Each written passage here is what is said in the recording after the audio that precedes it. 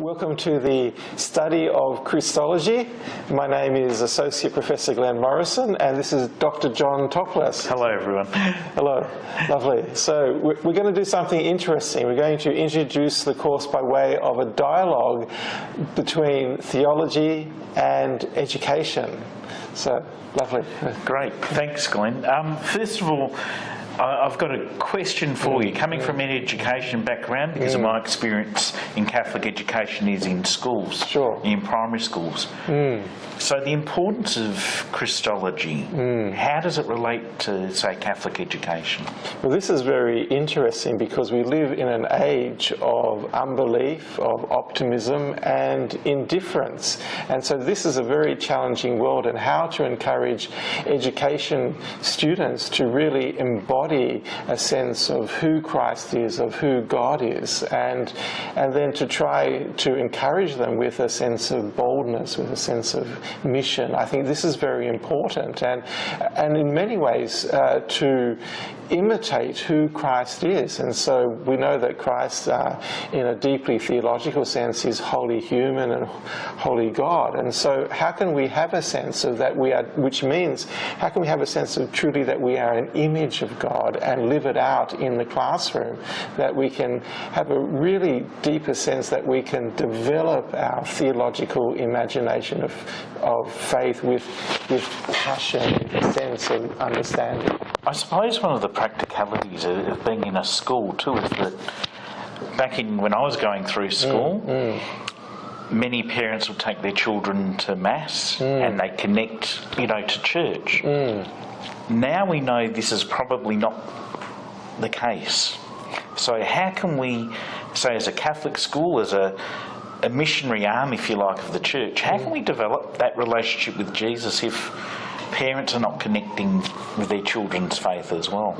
This is really such a challenge in many ways, and so I think what's really important is begin to have a sense of the sacred, and I think to look at the natural environment or our own personal experiences, our relationships, and then begin to think what is at the central part of these experiences, which are very much at the heart, and given that in Catholic theology we want to use faith and reason in search of truth, how then do we develop a thinking heart? Yes, so that interconnection, say, between the heart and connecting to the heart of Jesus, even the hands of Jesus and the feet of Jesus. Yes. So how do we do that? Well, in many ways that's really connected to who we are as a person, as an image of God. And I think that the more we do that, I think having a sense of joy and gladness in our life. We live in an age of great loneliness and the challenges of suffering and seeing other people suffer. But we also want to rejoice and be glad at how good that God has created the world. So I suppose, in a nutshell, looking at Christology, we're really connecting who is Jesus for us now. Exactly, that's right. And that's a key question we want to ask today. Who is Jesus today? And try to make it relevant and really incorporate it as part of our identity, especially in terms of education, of good teaching and learning. And I think, as a teacher in a Catholic school, I've also seen parents reconnect with their faith through the sacramental program. So I suppose that's developing a further relationship. That's right, So in many ways you can see the focus is good teaching towards the students, but it's just like happiness. Happiness is never as such a goal of human life. It's a byproduct of what we do. And so when we care so much about the others who are in the classroom, it naturally overflows, and so the parents can grow as well.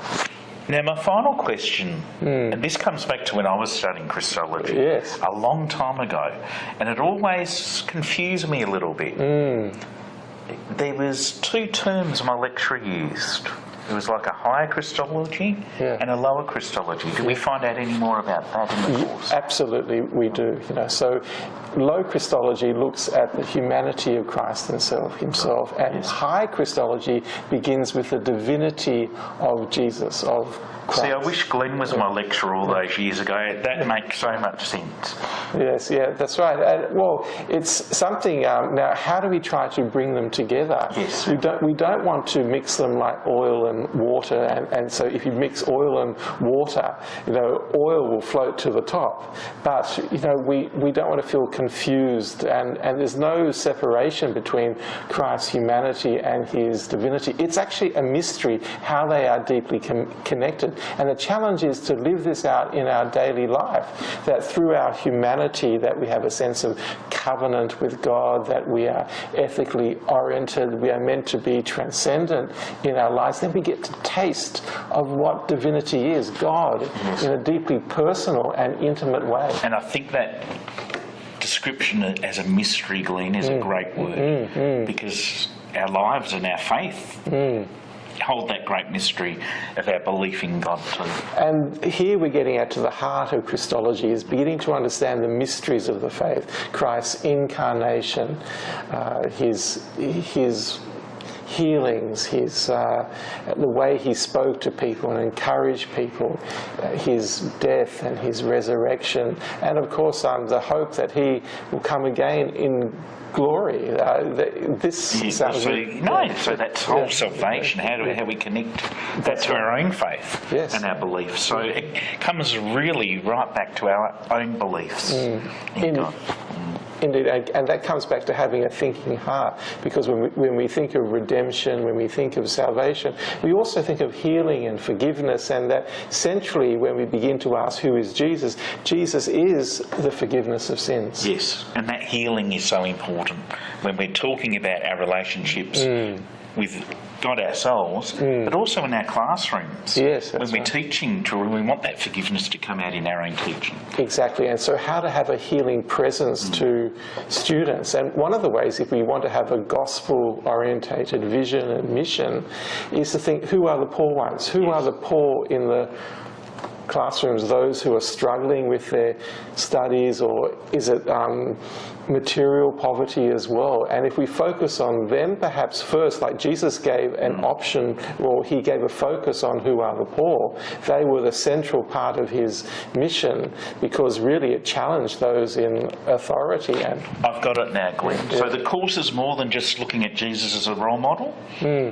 We're actually looking at Jesus' life. That's right. His works, and how we connect that to our lives today. Exactly, that's right. And so more and more we grow into becoming a person in Christ, that Christ becomes relevant to our lives, and we can see, yes, we can begin to listen to his voice and hear the appeal of the poor one, and understand their needs, and be suddenly vigilant and spontaneous and hopeful. Well, I'm excited, Glenn. I'm looking forward to the course, everyone. And Glenn's explanation there just helped my learning over the last 30 years. So thanks for explaining that so well, Glenn. My pleasure, John. Thank you. It's lovely.